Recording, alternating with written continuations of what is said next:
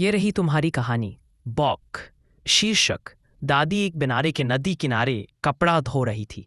अचानक उसका पैर फिसल गया और वह तेज बहाव में गिर गई। वह मदद के लिए चिल्लाई, बचाओ बचाओ।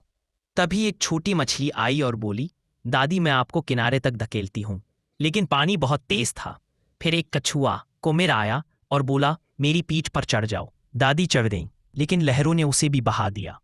इतने में दूर से एक बड़ी तीमी मछली वेल आई। उसने दादी को अपनी पीठ पर बिठाया और धीरे धीरे किनारे तक पहुंचा दिया। दादी ने तीनों को धन्यवाद दिया और कहा, छोटे बड़े सब मिलकर जब मदद करते हैं तब कोई भी मुश्किल बड़ी नहीं रहती। क्या तुम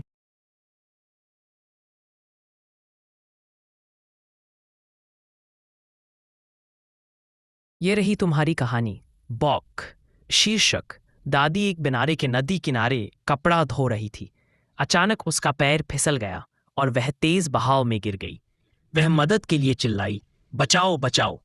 तभी एक छोटी मछली आई और बोली, दादी मैं आपको किनारे तक धकेलती हूँ, लेकिन पानी बहुत तेज था। फिर एक कछुआ कुमिर आया और बोला, मेरी पीठ पर चढ़ जाओ। दादी चढ़ गईं, लेकिन लहरों ने उसे भी बहा दिया। इतने में दूर से एक बड़ी तीमी मछली वेल आई।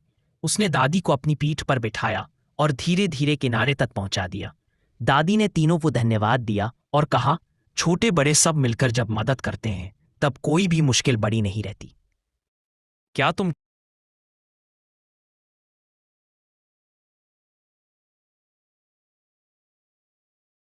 ये रही तुम्हारी कहानी। बॉक। शीर्षक। दादी एक किनारे के नदी किनारे कपड़ा धो रही थी। अचानक उसका पैर फिसल गया और वह तेज बहाव में गिर गई। वह मदद के लिए चिल्लाई, बचाओ बचाओ।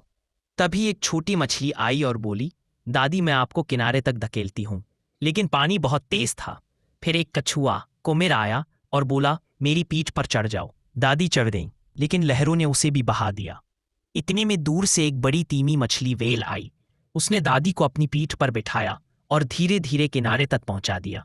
दादी ने तीनों को धन्यवाद दिया और कहा, छोटे बड़े सब मिलकर जब मदद करते हैं तब कोई भी मुश्किल बड़ी नहीं रहती। क्या तुम